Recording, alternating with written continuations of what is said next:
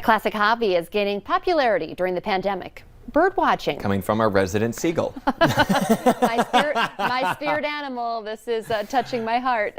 Last month's Great Backyard Bird Count is expecting to hit a new record with more than 270,000 participants submitting their sightings. Now, birdwatching is also attracting a more diverse following. I actually have friends who legitimately birdwatch. They have the book and the binoculars and the log and everything. Yeah.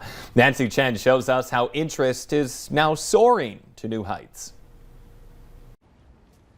Krista Corbett-Cavoris started noticing the birds outside her window last spring and soon developed a full-fledged hobby. They were just this layer of beauty and, nature that you could focus on and pay attention to and learn about in a time where the rest of your world was kind of shrinking. Birdwatching has surged in popularity over the last year, from simple window feeders to outdoor excursions. The online database eBird reports a 37% increase in users documenting their sightings, and more than 2 million people used the Merlin Bird ID app in 2020. We were able to spot this great blue heron right in Central Park. I think folks are surprised at what they see once they start paying attention. Caitlin Parkins is a biologist with New York City Audubon, which organizes birdwatching activities. Birdwatching is almost like a meditation, and I think people need that, especially right now.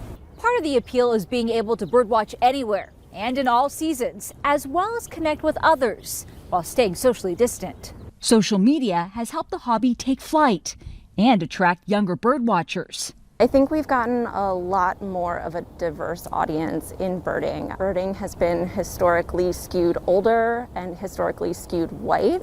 And there are a lot of organizations, even pre-pandemic, that were really working on making birding more inclusive and more welcoming. It's a really wonderful opportunity to step outside of whatever's going on with yourself. Taking a look up to stay grounded. Nancy Chen, CBS News, New York. I like that they pointed out that it used to be, kind of had the bad rap of just older people. Did, but that's not the case. It can be very fun, for any age. But I know my kids really get into, what kind of bird is that? I almost put out a bird last spring when all of the lockdowns happened, and we all remember everything was really locked down. Like the only thing open was the grocery store and the liquor store.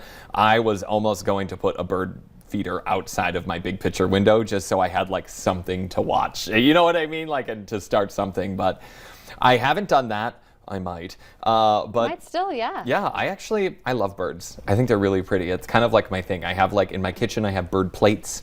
I have some like ceramic birds throughout my house. Yeah, I kind of at one point wanted to get a tattoo of a bird. I didn't get one, but I really wanted to just because I think I just like birds.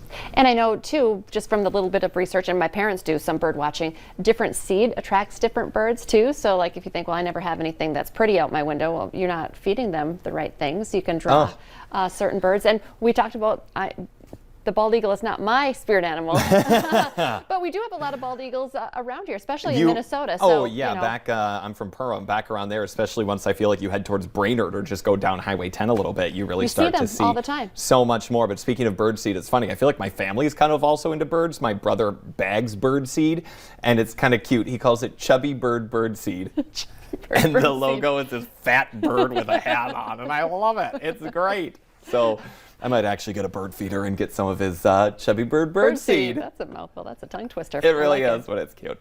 Now, bird watchers do emphasize being respectful of birds and maintaining distance for their safety. And also, I have heard this several times, if you do start feeding birds, you need to keep feeding them as well, especially with winters like this. You don't want to feed them for a little bit, have them stick around. Oh, yeah, because then they're like, wait, I was just getting fed here. What are you doing to me now? Exactly. Yep. So remember that as well.